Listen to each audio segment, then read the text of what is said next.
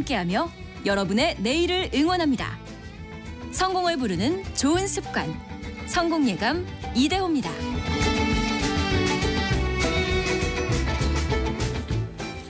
성공예감 이대호입니다. 2부가 시작됐습니다. 7월 10일 수요일 오전 10시 5분 함께하고 계시고요.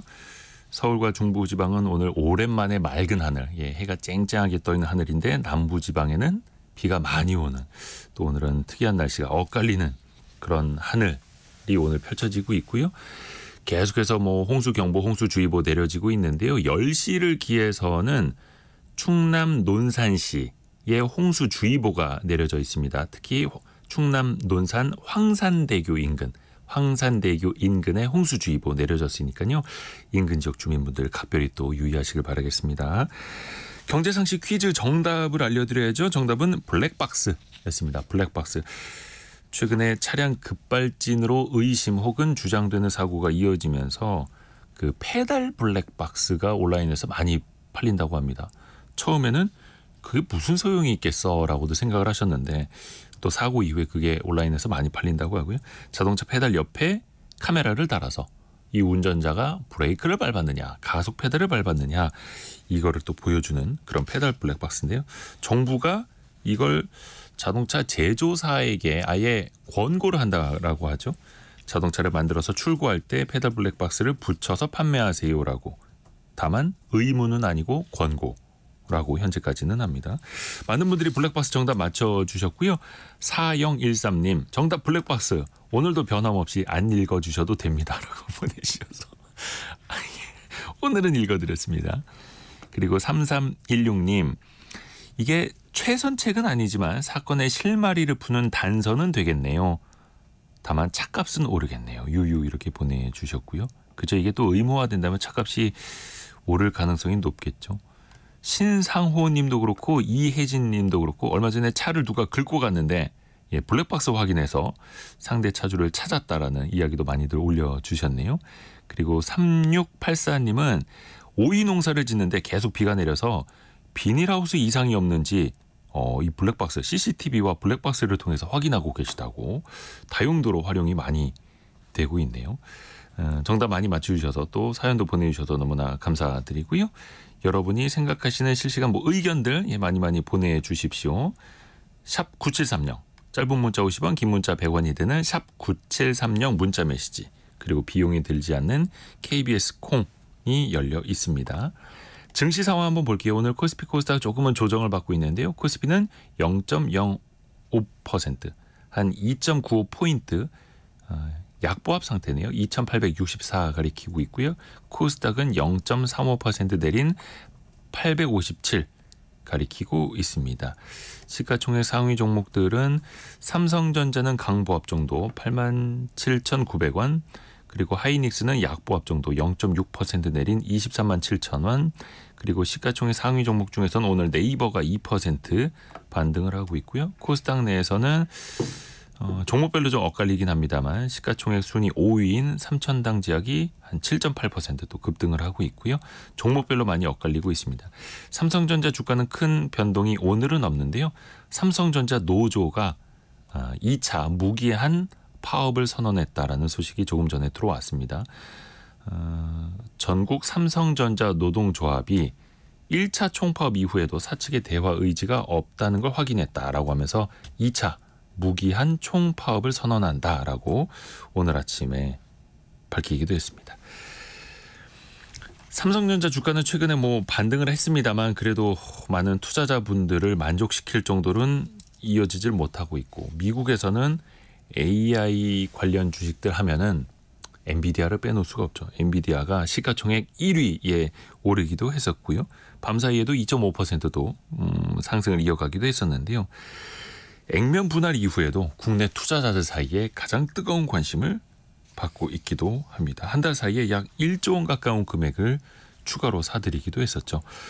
젠슨 황과 엔비디아 어디서부터 이 역사가 시작됐는지 이야기 들어보기에 딱 좋은 날이기도 합니다. 미래생활사전 시간 서울경제신문 송이라 기자와 함께합니다. 안녕하세요. 네, 안녕하세요.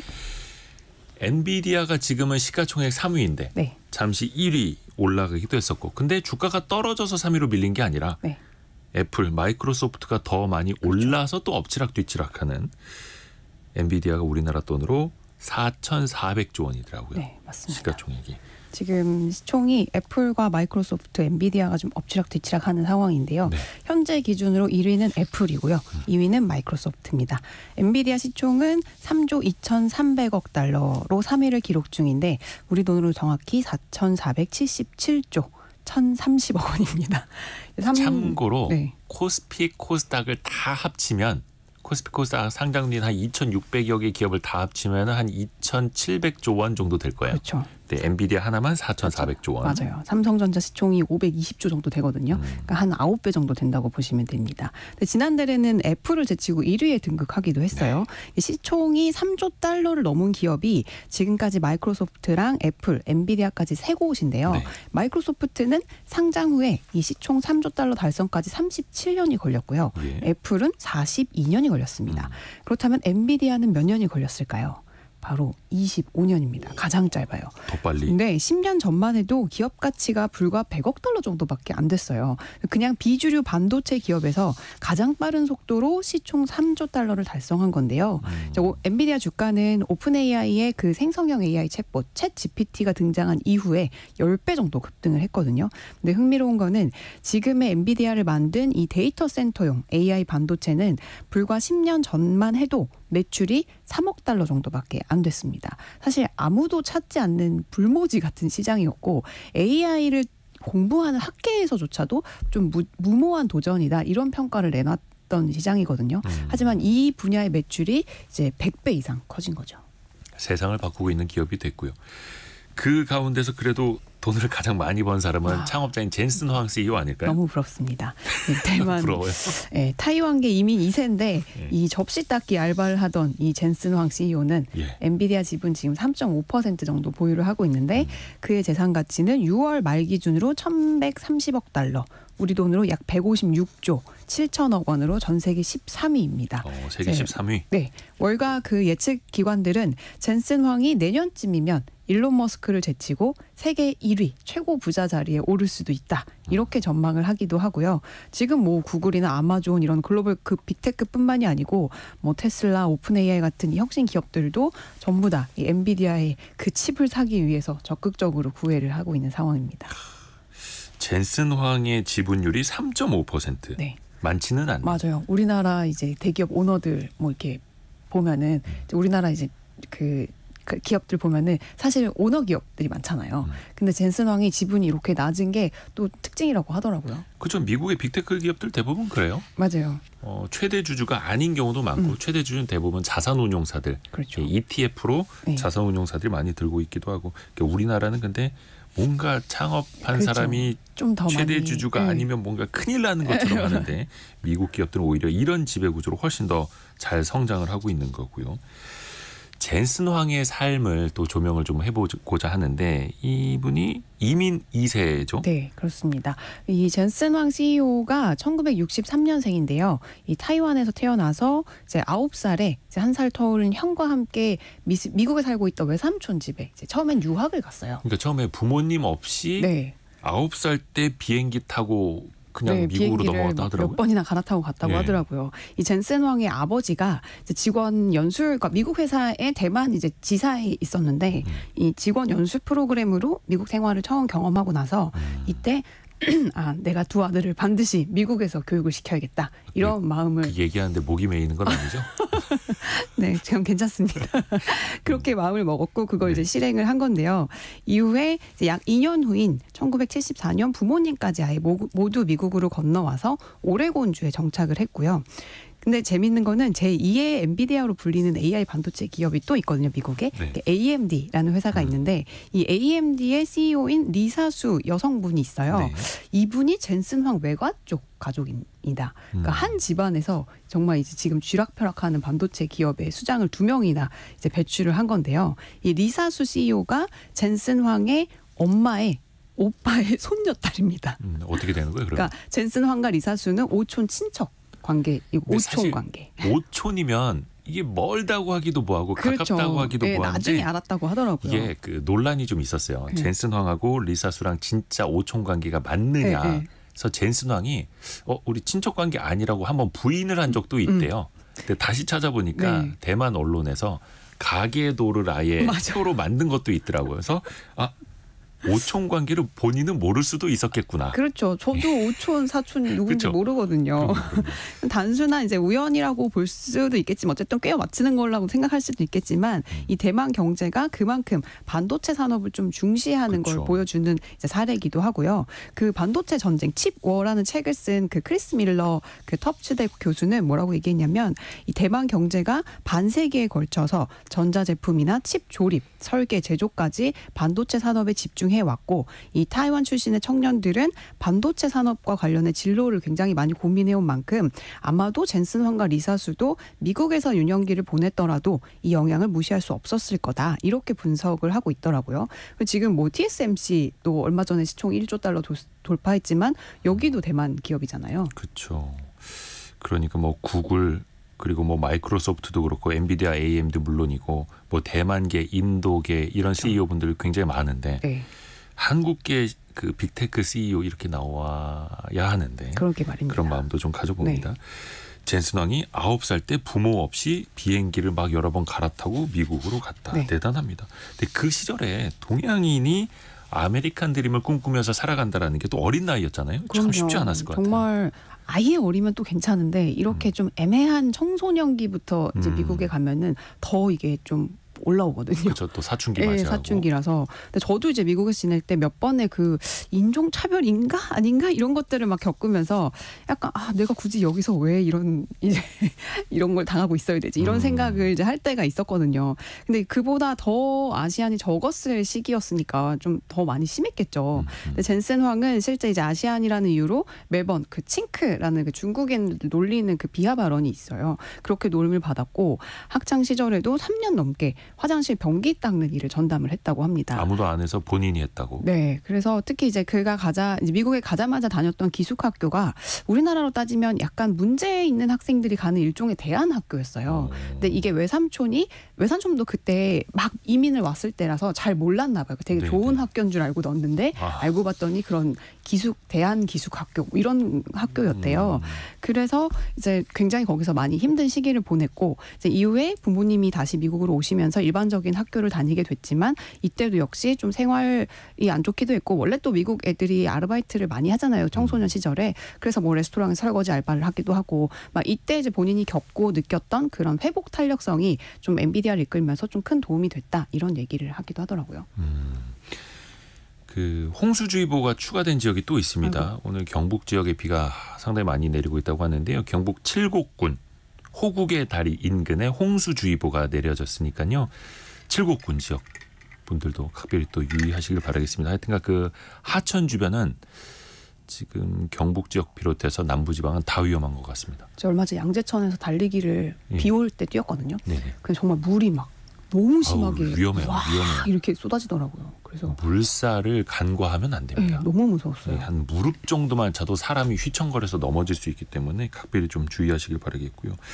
젠슨 왕 이야기로 돌아가서 결국은 젠슨 왕이 이제 반도체 사업을 시작을 한 건데 이 반도체라는 사업 혹은 아이템하고 그 인연이 어떻게 시작됐을까요? 이제 젠슨 왕이 오레곤 주립대를 나왔어요. 그래서 전기공학을 공부를 하고 전기공학. 이제 실리콘밸리로 가서 AMD에서 마이크로칩 설계자로 처음으로 일을 시작하게 됩니다. 이제 회사를 다니면서 밤에는 스탠포드 대학원에서 이제 컴퓨터공학을 전공을 했고요.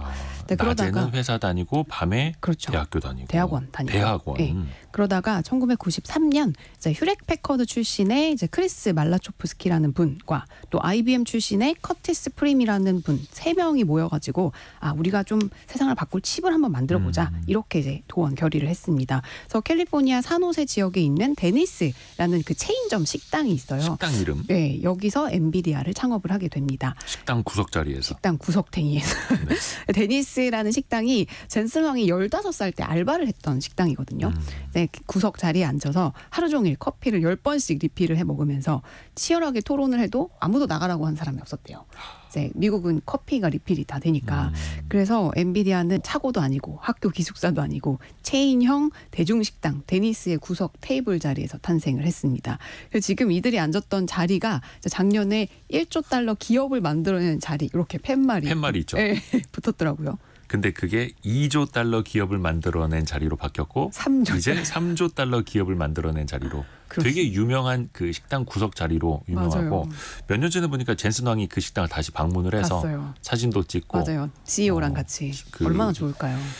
대단합니다. 그리고 또 이 회사 입장에서 보면 우리 알바생이 4,400조 원 규모의 기업을 세운 사람이야. 또 이렇게 그렇죠. 자랑할 수도 있는 거고요. 그 식당은 안 망할 것 같습니다. 그러니까 안 내쫓은 게 정말 신의 한 수였던 것 같아요.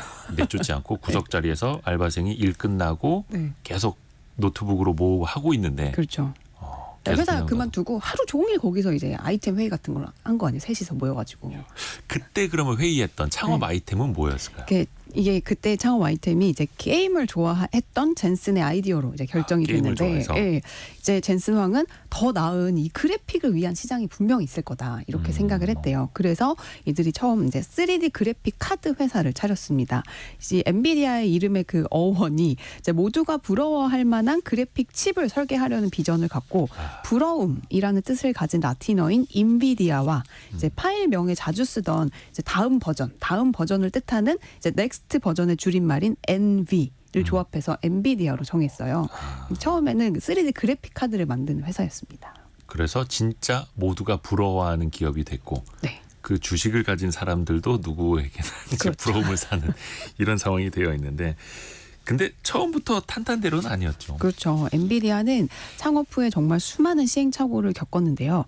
창업 첫 5년은 3차례나 파산 위기에 놓이기도 했습니다. 한때는 직원을 줄 월급이 딱 한 달치밖에 안 남았을 정도로 위기 상황이기도 했대요. 그래서 엔비디아의 비공식적인 좌우명이 우리 회사는 폐업까지 단 30일 정도 남았다라는 얘긴데요. 폐업까지 30일 남았다. 그러니까 한 달밖에 월급을 줄 수가 없으니까 그래서 이 시기를 버티면서 나오는 말이에요. 그래서 그때 젠슨 황은 이 타이완의 세계적인 그 반도체 위탁 생산 기업인 TSMC에 네. 정말 구구절절 진심을 담은 편지를 썼대요. 그래서 작은 스타트업인 자신들의 첫 반도체 칩을 만들어 달라는 제안이었는데요. 이 편지가 실제로 TSMC의 모리스 창 CEO에게 전해졌고 1998년 당시 이제 64세였던 이 창 CEO는 32살의 젠슨 황에게 직접 전화를 걸어서 파트너 제안을 했다고 합니다. 그래서 나온 칩이 이제 게임하시는 분들 잘 아시는 지포스입니다. 지포스. 이 칩으로 엔비디아는 PC용 그래픽카드 시장에서 1위에 올랐고요. 나스닥 상장까지 쭉 성공을 했습니다. 근데 이 그래픽 처리 장치가 인텔의 CPU에 대항한 GPU라고 불렀거든요. 근데 이 GPU도 엔비디아가 이제 그 만들어낸 얘기예요. 그러니까 CPU와 달리 GPU는 복잡한 이제 수학적 작업을 좀 작게 분해를 한 다음에 이거를 병렬 컴퓨팅이라는 방법으로 한꺼번에 처리를 하는데 쉽게 말하면 CPU가 한 번에 택배 한 개를 배달하는 이제 한 집 배달 같은 느낌이라면 GPU는 도시 전역에서 동시자발적으로 배달을 하는 그 작은 오토바이 군단이라고 보시면 됩니다. 그렇죠. CPU가 한 명의 수학 천재라면 네. GPU는 초등학생 1000명이서 그렇죠. 더하기 빼기 문제를 동시에 풀어버리는 맞습니다. 이런 개념으로 또 이해하면 될 테고요. 모리스 창 CEO도 대단하네요. 맞아요. 젠슨 황을 알아보고 아무래도 그 어려움에 빠진 회사와 손을 잡고 그 반도체를 제조해주겠다라고 그리고 또 하고. 같은 또 동향이 그렇죠. 타이완 출신이기도 네. 하고. 그러니까 지금 엔비디아가 또 TSMC에게 물량을 또 계속해서 많이 또 줄 맞습니다. 수밖에 없는 거고요. 그래서 삼성 파운드리가 일감을 좀 가져와야 되는데 그렇습니다. 우리 입장에서는 또 그렇고. 근데 그 초창기만 하더라도 진짜 게임용 그래픽 카드였지 맞아요. 않습니까? 그렇습니다. 저도 그 이 지포스 잘 이거 아십니까? 더 나은 성능의 지포스를 사려고 이제 또 노력을 했던 네. 그런 추억도 있는데. 그거 들고 다니면 엄청 막 자랑스럽게 들고 다녔다고 그렇죠. 하던데. 이제 어떤 등급의 지포스가 이제 네. 꽂혀 있느냐가 이제 게임 게임하시는 등급을 분들. 나누기도 하는 거였고요. 그러다가 이제 인공지능을 대표하는 기업이 된 거잖아요. 어떤 맞아요. 계기가 있었을까요? 그러니까 지포스가 굉장히 이제 성공적인 결과를 가지고 오긴 했지만 정작 엔비디아는 이 회사 매출이 이 게임 시장에 전적으로 의존하는 구조라서 맞아요. 항상 불안했고 맞아요. 또 병렬 처리에 강한 이 GPU가 어느 분야에서 효과적으로 분명히 쓸 분야가 있을 텐데 그거를 계속 연구를 했어요. 그래서 이제 내린 결론이 슈퍼컴퓨터, 고성능 컴퓨터가 분명히 대중화되는 시기가 올 거다라고 확신을 하고 이 시장에 뛰어든 건데요. 결국에 끝없는 연구 끝에 2006년 후반 새로운 칩 아키텍처인 쿠다라는 모델을 내놨는데 시장의 반응은 굉장히 싸늘했습니다. 20년쯤 전이잖아요. 네. 당시 월가에서는 큰 시장도 아니고 학술, 과학 컴퓨팅의 약간 모호한 분야를 목표로 수십억 달러를 쓰는 어리석은 행동을 했다. 이렇게 비판을 했고요. 또 2010년에는 이 또 다른 GPU인 페르미를 공개를 했는데 이때도 히터 대용으로 쓰거나 음식을 해먹는 용도로 써야겠다라는 조롱이 쏟아지기도 했거든요. 그러니까 왜냐하면 이 데이터 연산 처리 능력을 키우느라고 칩의 발열을 잡지 못했기 때문에 엄청 이게 뜨거워져서 이런 시장도 없는데 왜 이렇게 이거에 열심히 하는 거야? 이런 반응이었겠죠. 그래서 당시 한눈 팔지 말고 게임용 GPU나 좀 열심히 해. 이런 비난도 쇄도를 했고요. 엔비디아 주가는 2년 사이에 70% 이상 하락을 했습니다. 하지만 젠슨 황은 이때도 앞으로 고성능 컴퓨터 시대가 올 거고 GPU가 가장 적합한 칩이 될 거다라는 신념을 꺾지 않았다고 해요.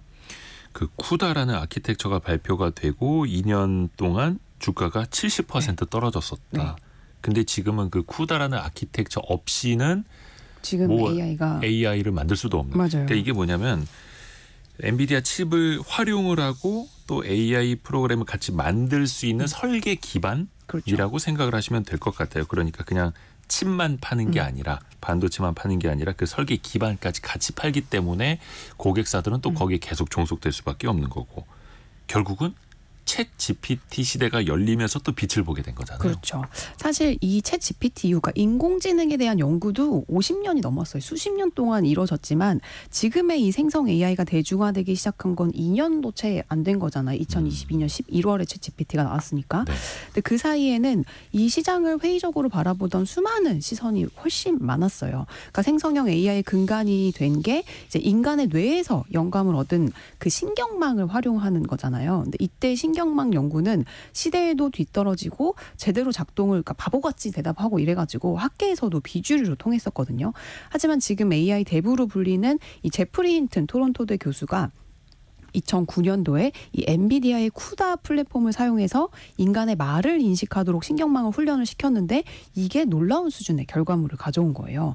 그래서 힌튼 교수의 제자들도 다 지포스 카드를 구입을 해서 이제 엔비디아의 이 병렬 컴퓨팅 플랫폼에서 각각 이제 인식을 신경망 훈련을 시켰는데 단 일주일 만에 이 수백만 개의 이미지를 만들어내고 GPU의 성능에 모두 깜짝 놀랐다고 합니다. 그래서 이들은 GPU가 CPU보다 최대 100배는 더 빨리 신경망을 학습시킨다는 것을 알게 됐고요. 그렇게 엔비디아는 AI의 대중화가 시작됨과 동시에 이제 AI 회사로 발돋움했습니다. 아무도 관심이 없었던 슈퍼컴퓨팅용 GPU는 10년이 넘는 긴 겨울을 지나 AI 학습에 사용이 되면서 폭발적으로 성장을 하게 된 셈이에요. 장현희 님이 여성분들에게 가방이 있다면 PC 게임하는 사람들한테는 그래픽 카드와 그렇죠. 키보드, 마우스 부심이다. 정확한 말씀이십니다. 근데 이게 당시에는 그냥 게임용 그래픽 카드. 아유 저거 나중에 또 어디다 써? 저 게임하는 애들이나 맞아요. 사는 거지 라고 그렇죠. 생각을 했는데 토론토 대학교에서 이걸로 AI 학습을 시킨다라는 걸 이제 발견을 한 거고 맞아요. 어떻게 보면 이제 젠슨 왕 또 엔비디아한테는 제프리 힌튼이 토론토대 교수 연구팀이 은인인 거죠. 은인. 너무 근데 그때도 평생이 은인인 거죠. 그 힌튼 교수가 제자들한테 그거를 다 사라고 하고 예. 이제 그 엔비디아에 직접 메일을 써갖고 내가 이렇게 제자들한테 100개씩 사라고 했다. 그러니까 내 수업 시간에 쓸 테니 하나만 좀 공짜로 보내주면 안 되겠니? 네네네네. 그렇게 했는데 엔비디아가 그걸 거절했대요. 그러니까 그만큼 이게 약간 부심이 있었던 거죠. GPU에 대한. 웬만하면 좀 서비스를 몇 개 보내줄 만한데 뭐 지금은 그래도 고마운 마음이 네. 당연히 있겠죠. 자 이제 젠슨 왕의 리더십 측면으로 한번 좀 이야기를 이어가 볼게요. 네. 엔비디아를 이끄는 젠슨 왕 지금 보면은 진짜 완전 스타 CEO지 않습니까? 그럼요. 얼마 전에 완전 인플루언서죠. 타이완을 방문했을 때도 난리가 났더라고요. 깜짝 타이완에서 놀랐습니다. 막 줄 서서 사람들이 네. 사인 받으려고 엄청. 근데 이제 젠슨 왕이 다른 CEO들과 특히 비교되는 점이 있다면 어떤 게 있을까요? 몇 가지가 있는데요. 우선 젠슨 황 CEO에게 직접적으로 직보를 하는 직원만 50명에 달합니다. 보통 직원이 늘어나고 이제 조직이 커지면 CEO들은 각 본부의 이제 부서장들 한테 보고를 받기 마련이잖아요. 아무리 큰 기업도 50명한테 직접 직보를 받는 CEO는 많지 않은 걸로 알고 그렇죠. 있는데, 하지만 젠슨 황 CEO는 고정된 부서나 위계가 없는 민첩한 조직을 선호해서 최대한 빨리 정보를 전달받고 싶어서 직속으로 보고하는 50명의 직원을 두는 건데요. 젠슨이 제일 싫어하는 게 느린 거라고 합니다. 그래서 임원 회의에서 빠르게 정확한 숫자를 대답하지 못한 임원이 바로 잘렸다는 얘기도 있고요. 또 젠슨 황은 직원들에게 매일 본인이 직접 수백 통의 이메일을 보낸대요. 그래서 직접 의사소통을 하고, 반대로 엔비디아 직원들이라면 누구나 그 탑5 리스트라는 거를 대표에게 보낼 수 있습니다. 열린 소통. 네, 열린 소통이죠. 직속으로 보고하는 직원만 50명 이상이고 빠릿빠릿하게. 네. 근데 엔비디아 직원이라면 누구나 탑5 리스트를 보낼 수 있다고요? 네네. 탑5가 뭐예요? 이게 직원 개개인이 관찰하거나 배운 것들 중에서 본인이 제일 중요하다고 생각하는 5가지 그 테이크어웨이, 그 교훈점, 이런 깨달은 것들을 직접 CEO에게 보내는 거죠. 누구나. 그래서 엔비디아 직원들은 이게 좀 압박으로 느껴질 수도 있을 것 같거든요. 뭐 의무는 아니겠죠. 네, 근데 매주 이 리스트를 보내야 되는 게 있어요. 그래서 이제 매일 아침 젠슨은 전 세계 직원들이 보낸 이 100개 정도의 탑5 이메일을 읽는다고 하는데요. 이를 통해서 회사 전략을 비롯해서 회사가 원하는 방향으로 지금 가고 있는지를 면밀하게 파악한 용도로 쓴다고 합니다. 그러니까 조직이 커질수록 직원 개개인이 어떤 생각을 하고 또 어떤 성과를 내는지가 자세하게 CEO까지 알기가 어렵잖아요. 근데 직원들로부터 직접 이 바텀에서부터 이런 탑5 리스트를 받아보면서 조직의 상태를 실시간으로 파악할 수 있는 거죠. 요거는 우리나라 CEO분들도 한번 시도해 보면 좋을 것 같네요. 맞아요. 저는 이제 좀 직업이 기자니까 네. 제가 이제 발제하거나 이제 제가 이제 들어서 느낀 것들을 이제 보고를 해서 부장한테 보고를 해서 이게 채택이 되면 또 직원 입장에서 엄청 뿌듯하거든요. 그러니까 그런 좀 성취감을 느끼게 해주는 용도이지도 않을까라는 생각도 들더라고요. 그렇죠. 또 직원 각자가 바라보는 관점이 또 다를 수도 그렇죠. 있으니까 다양한 정보, 다양한 관점을 CEO가 취득하는 것도 상당히 또 좋을 것 같습니다. 또 이제 이거 사장님들이 듣고 젠슨 왕이 이렇게 한다니까 우리도 한번 해봅시다. 5개씩 다 이메일 보내세요. 의무로 하시면 안 됩니다. 그러면 안 되고 이제 자발적으로 할 수 있게끔 그렇죠. 또 자율적으로.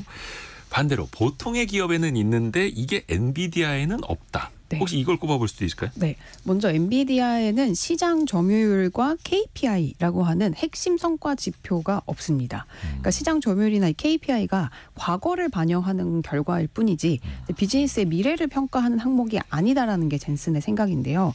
그는 지난해 한 인터뷰에서 시장 점유율은 같은 일을 하는 다른 많은 사람들이 있다는 거고, 이 엄청난 재능이 있는 사람들이 남들이 이미 다 해놓은 일을 하려고 인생을 낭비하는 것과 같다라고 이제 발언을 하기도 했어요. 또 엔비디아에는 3개년 계획, 5개년 계획 같은 특정 시점을 기준으로 세운 계획도 없습니다. 젠슨 황이 기술이 이렇게 빠른 속도로 발전을 하고 있는데 기술 기업에게 거대한 5개년 계획은 말도 안 되는 일이다. 이렇게 얘기를 하고요. 대신 빠르게 변하는 세상을 정말 끊임없이 관찰해서 적응하는 이 지속적인 플래닝 시스템을 선호한다고 합니다. 사실 이게 제일 어려워요. 네. 사실 엔비디아 직원들 입장에서는 핵심 성과 지표, 네. KPI, 그러니까 나의 성과를 어떻게 측정하는 거야. 여기에 대해서도 이제 불만이 그렇죠. 있을 수도 있는데 어찌됐든 간에 또 함께 성장을 하고 있고, 요즘에 인터넷에서 많이 유행하는 게 엔비디아 직원들의 평균 자산. 이것도 많이 이제 회자가 됩니다. 엄청나더라고요. 연봉뿐만 아니라 네. 보유한 주식 가치도 네. 많이 또 올랐습니다. 이분들이 굉장히 느긋해졌다고. 또 회사 입장에서 네. 느긋해지면 안 되는데 네. 뭐 선순환이 되고 있는 거죠. 좋은 흐름 타고 있습니다. 젠슨 황이 가장 중요하게 생각하는 건 뭘까요? 이제 그의 삶의 궤적을 보면은 딱 알 수 있는데요. 젠슨 황은 아무도 나서지 않는 이 AI 칩에 대한 10년 모험 끝에 성공한 것처럼 한 번도 해본 적 없는 일을 하는 거에 훨씬 더 높은 가치를 두고 있습니다. 이제 그의 핵심 비즈니스 철학은 상품성 있는 일을 피하라. 라는 건데요. 굉장히 아이러니하죠. 그러니까 이전에 해본 적이 없는 일에 집중하고 이미 상품화된 사업은 빠르게 손을 떼면서 이 뛰어난 인재들을 자연스럽게 이제 회사에 끌어들이고 잠재력을 최대한 이끌어내서 동기부여를 하는 방식이기도 한데요. 그래서 평소에 제로 달러 마켓, 0달러 시장이라는 말을 강조를 합니다. 그러니까 아직은 없지만 언젠간 있을 것이라고 믿는 확신에 찬 시장을 뜻하는데 AI가 그야말로 미지의 세계에 가까운 0달러 시장이었던 거죠. 그래서 엔비디아 블로그를 보면 AI 학습을 위한 최상의 GPU는 AI 시대의 황금이다라고 소개를 하기도 했습니다. 지금은 시장이 없어 보이지만 미래에 우리가 그 시장을 다 먹을 수 있는 것. 그쪽으로 간다라는 거네요. 대단합니다. 최병관님, 회사가 성장한 이유가 있네요. 최고 경영자가 직원들의 정보, 목소리를 잘 들었네요라고 보내주셨고, 노화석님은 CEO는 정보 수집도 중요하지만 그 정보를 바탕으로 명확한 의사결정이 성공의 열쇠인 듯합니다라고 보내주셨고요. 젠슨 황, 엔비디아 CEO 이야기 이어가고 있습니다. 송일아 기자와 함께하고 있고요. 근데 앞에서 초창기 엔비디아 회사의 사훈 같은 게 우리 회사는 30일 뒤에 망할 수 있다라는 거였잖아요. 그러면 그 중간에 좀 어려움도 있었고 직원들을 또 내보내는 일도 좀 있지 않았을까요? 아무래도 실리콘밸리 기업이라서 그렇게 인력 구조조정도 많았을 거다 이렇게 생각을 하지만 이게 또 특이한 게 엔비디아는 창업 이후 2008년 글로벌 금융위기 때 대규모 구조조정 한 번 한 거를 제외하고는 구조조정을 하지 않았습니다. 이제 코로나 이후에 실리콘밸리 IT 기업들이 엄청난 해고 행렬이 이어졌었잖아요. 그쵸? 그때도 엔비디아는 예외였고요. 30년 역사의 엔비디아에서 20년 이상 근무한 임원들도 지금 많고 10년 이상 일한 직원도 수두룩합니다. 굉장히 이례적인 거예요. 그러니까 이들 모두 지금 엄청난 주식 부자가 돼 있을 거잖아요. 근데 아직도 일하고 있는 분들이 많습니다. 실제 그 외신에 따르면 지난해 엔비디아 직원의 평균 이직률은 2.7%. 또 업계 평균이 17.7%보다 훨씬 낮은 편이고요. 이직률이 2.7%면 굉장히 낮은 거죠. 엄청나죠. 실리콘밸리 IT 기업에서. 그러니까 이처럼 구조조정을 잘 하지 않고 위기 경영과 속도 경영을 하는 기업 문화를 보면 꼭 우리나라 기업들이 떠오르기도 해요. 아시아 기업들, 일본 기업들도 그렇고. 그러니까 젠슨왕 본인이 이 아시아계인 미국인인 만큼 엔비디아는 동아시아 기업과 실리콘밸리의 기업 문화를 섞은 그런 조직이다라는 평가가 나오고 있습니다.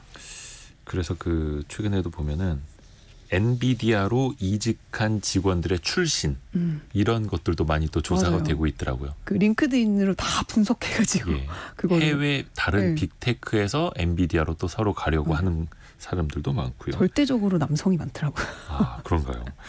근데 또 이게 잘 되면 결과론적으로 보이기도 하고 너무 또 이제 성공 신화에만 도취가 될 수도 있거든요. 맞아요. 젠슨 왕이 그래도 좀 어두운 면도 있지 않을까요? 그럼요. 누구나에게 장점이 있으면 단점이 있기도 마련이고 사실 이제 직원들 얘기를 들어봐도 같이 일하기 힘들다 이렇게 말하는 사람들도 많아요. 또 이제 지금이야 해안을 갖고 한 발 먼저 AI 칩 시장에 투자하고 제품을 만들어낸 게 지금 소위 대박이 났지만 당시에는 있지도 않은 시장을 위해서 무모한 도전을 했던 고집센 사업가라는 평가를 받기도 했고요. 실제 엔비디아가 1995년도 처음으로 만들었던 칩인 NV1은 1,000만 달러의 손실을 입힌 실패작이었어요. 설립한 지 2년 만에 회사는 규모를 축소해야만 하기도 했고 또 그 회사 차원에서 리스크를 좀 살펴보면 최근에는 반독점 이슈가 굉장히 큽니다. 그래서 로이터 통신에 따르면 최근 EU의 주요 회원국인 프랑스가 엔비디아를 반독점법 위반으로 제재할 예정이라고 보도를 하기도 했는데요. 이 프랑스에서 반독점법에 걸려서 이제 그 과징금을 내게 되면 전 세계 연간 매출의 최대 10%까지 내야 되거든요. 그래서 이 프랑스뿐만이 아니고 미국이나 EU, 영국 모두 이 엔비디아를 지금 주시하고 있기 때문에 반독점법 위반 여부를 지금 면밀히 들여다보고 있는 상황이고요. 아무래도 이 칩 시장의 80% 이상을 차지하고 있는 만큼 이 독점에 대한 이슈는 끊임없이 나올 것 같아요. 그리고 무엇보다 젠슨 왕 본인이 엔비디아의 가장 큰 리스크가 될 수도 있다. 이런 얘기도 나오거든요. 그러니까 왜냐하면 지금 30년째 CEO를 하고 있단 말이죠. 그래서 이 정도의 카리스마와 능력을 갖춘 2인자, 후계자가 과연 있을까? 이런 얘기들도 당연한 것 같아요. 또 너무 잘 나가도 걱정인 거고. 이제 개발자 컨퍼런스 GTC 이런 걸 하면은 혼자 나와갖고 2시간 동안 발표를 해요. 거의 스티브 잡스 같은 존재. 그래서 가죽 점퍼가 또 상징이 되기도 하고. 근데 유럽 지역에서는 반독점법 위반 여부도 들여다보고 있는 거고.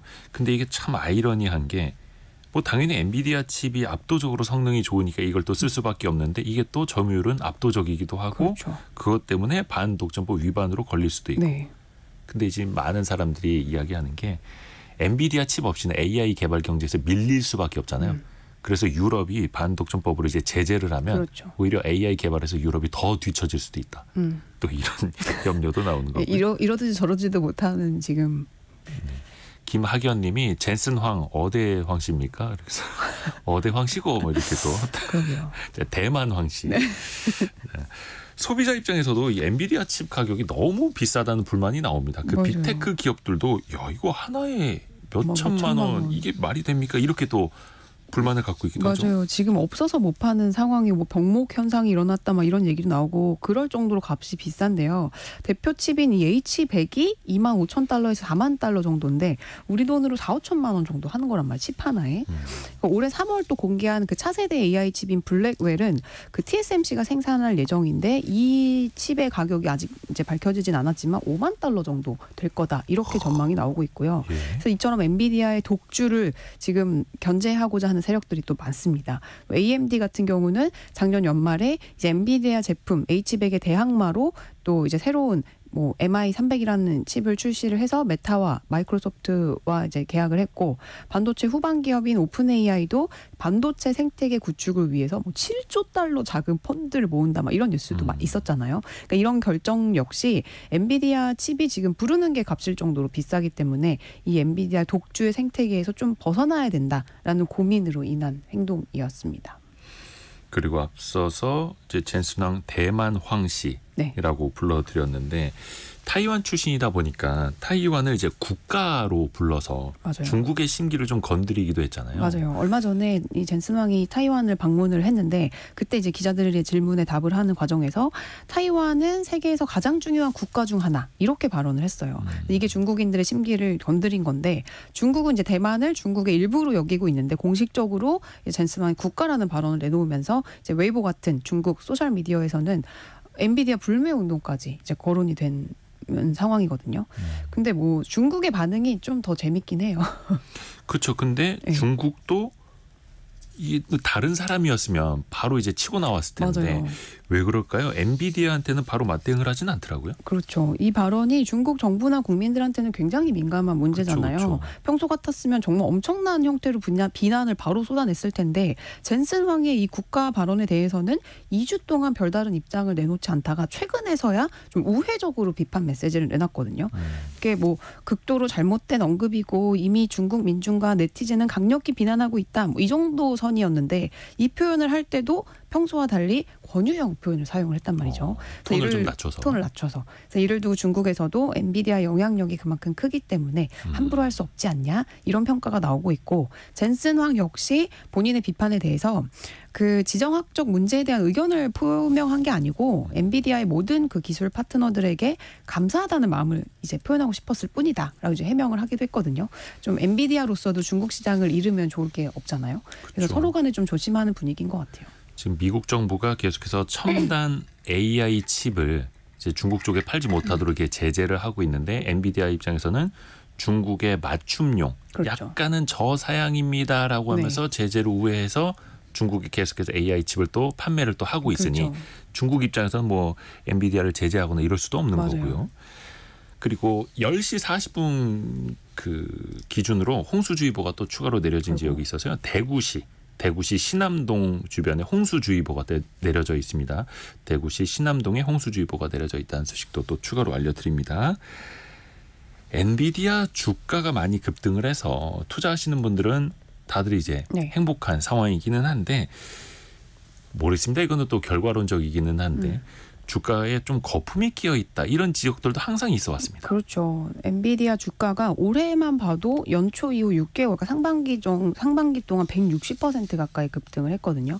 그래서 6월 말에는 근데 또 3거래일간 13%가량 급락을 했던 또 구간이 나타나기도 하면서 좀 주춤했어요. 그래서 이를 두고 월가에서는 엔비디아가 본질적으로 성장주, 그러니까 위험한 회사고 과대평가되고 있다. 특정 고객 의존도가 이제 굉장히 높고 또 이거는 뭐 마이크로소프트 같은 이제 특정 고객 의존도가 낮고 그 수도 많은 이런 기업들과는 본질적으로 다르다 이런 지적하는 거품론도 일기도 하거든요. 근데 아직도 이제 국내 투자자들 분들 중에서도 설왕설래하는 것 같아요. 전 너무 빨리 팔았어요. 그 생각을 지금 송일아 기자만 하는 게 아닙니다. 근데 엔비디아 주가는 지금 가격이 한 3분의 1 지점일 때도 거품 논란이 있었고요. 맞아요. 가봐야 알죠. 근데 최근에 젠슨 황이 자기 회사 주식을 일부 팔기도 했어요. 근데 그 규모가 2천억 원이나 되거든요.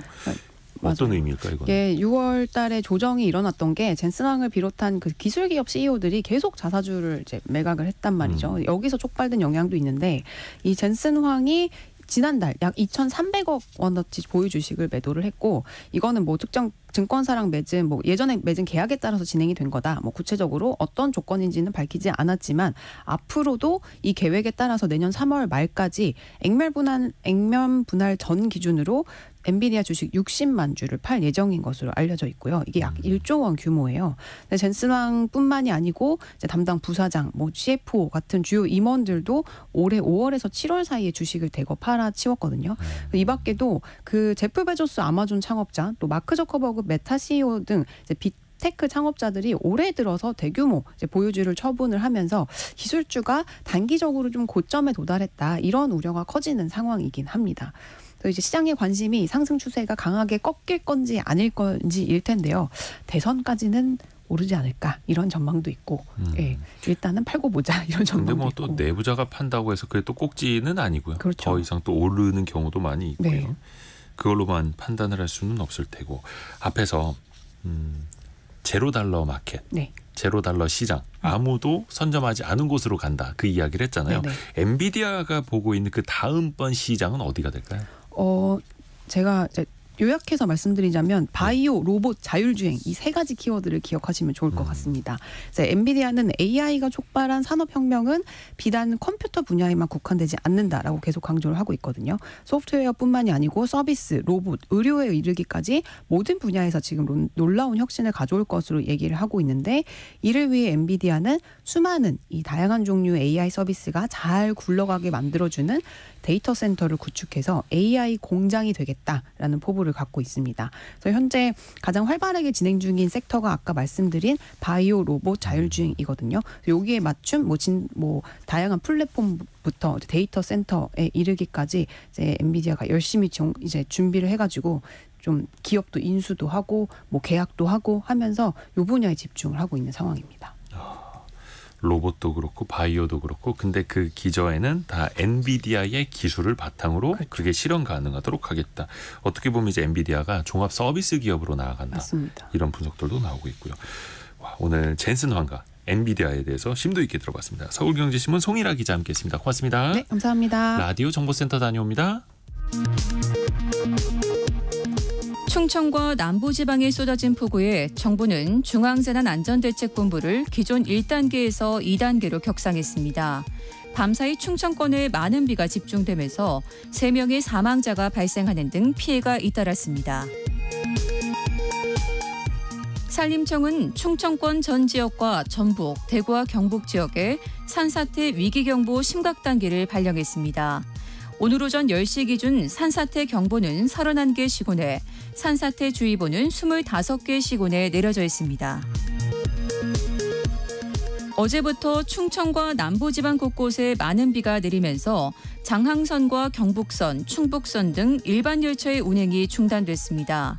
코레일은 KTX는 모든 구간이 운행 중이지만 호우로 인해 서행할 수 있다고 밝혔습니다. 고용노동부가 장마철 물류센터 온열 질환 예방을 위한 긴급 점검에 나섰습니다.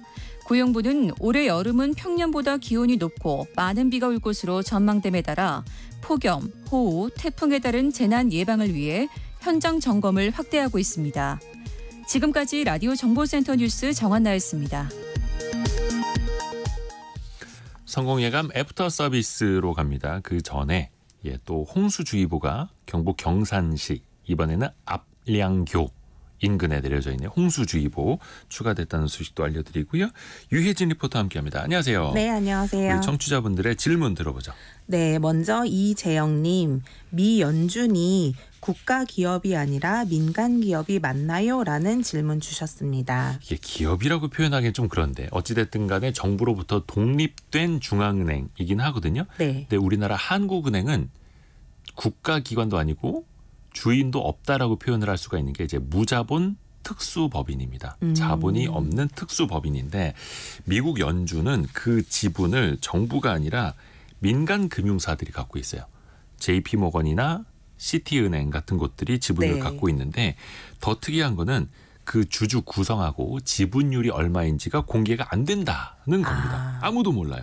그래서 여러 가지 음모론이 나오기는 하는데 연준이 그거를 밝히지 않고 있으니까 음모론이 네. 더 나올 수밖에 없는데 일단 연준은 누구에게도 소유되지 않는다라고만 강조를 하고 있고요. 연준에서 나오는 수익금이 94%가 미국 재무부에 귀속이 됩니다. 그리고 네. 나머지 6%는 누군지 공개되지 않는 주주들에게 네. 돌아가고 있고요. 어찌됐든 간에 지분 구조는 비공개입니다만 독립성은 유지가 됩니다. 의장하고 부의장은 이사회 멤버 중에서 대통령이 지명하고 네. 상원의 승인을 받도록 되어 있고요. 연준이 예전에 1900년대 초반에도 중앙은행이 미국에서 설립이 된 적이 있는데 한 20-30년만 가고 또 없어지기도 했었습니다. 미국에서 좀 방임주의가 많았어서 제대로 작동이 되질 않았었는데 1907년에 경제 공황을 겪으면서 그래도 중앙은행을 제대로 만들어야겠다. 네. 이런 필요성이 대두가 됐다고 하는데요.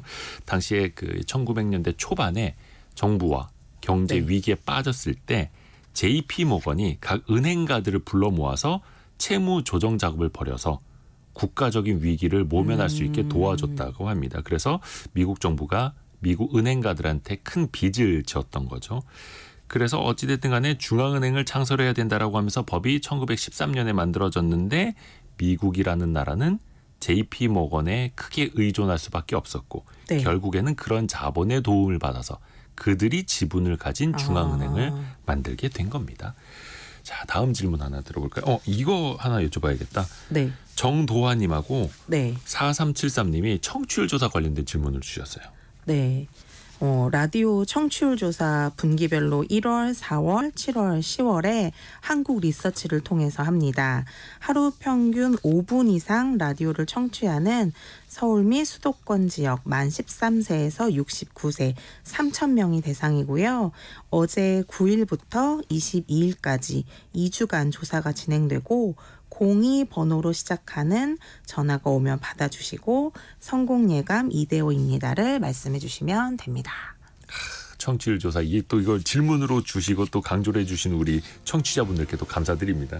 유혜진 리포터 항상 감사합니다. 고맙습니다. 감사합니다. 자, 성공예감 마칠 시간 다 됐고요. 내일 아침 9시 5분에 또 찾아뵙겠습니다. 비 피해 없으시도록 대비 잘하시기 바라겠습니다. 성공예감은 오늘도 여러분을 응원합니다.